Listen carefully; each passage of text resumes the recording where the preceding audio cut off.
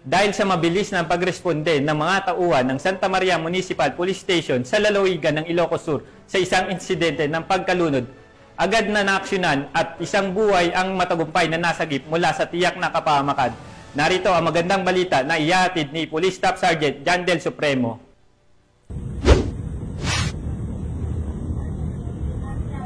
Alas 12:30 ng hapon noong Agosto 3, 2025, nakatanggap ang Santa Maria PNP ng tawag tungkol sa isang insidente ng pagkalunod sa Nalbo Beach, Santa Maria, Ilocos Sur. Ang biktima ay isang residente ng Barangay Pinaan ng nasabing bayan. Pinangunahan ni Police Major Macario G. Dulawan Jr., hepe ng Santa Maria PNP, ang pagresponde sa nasabing insidente.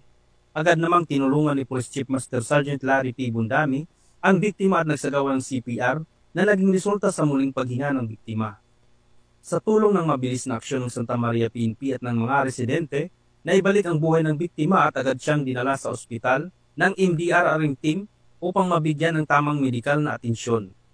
Ang ginawa ni Police Chief Master Sergeant Bundami ay nagpapakita ng tunay na dedikasyon sa serbisyo at pagmamalasakit sa kapwa. Ang kanyang aksyon ay isang halimbawa ng pagpapalaga ng PNP sa pagtulong at pagprotekta sa mga tao. Dahil sa kabayanihan ng mga kapulisan at ng mga residente, ang biktima ay nasa ligtas ng kalagayan.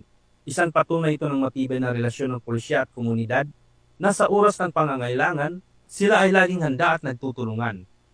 Mula dito sa PCAG Ilocos Region, ako ang inyong PNN correspondent, Police Staff Sergeant John Del Supremo, alagad ng batas, tagataguyod ng balita ng pulis.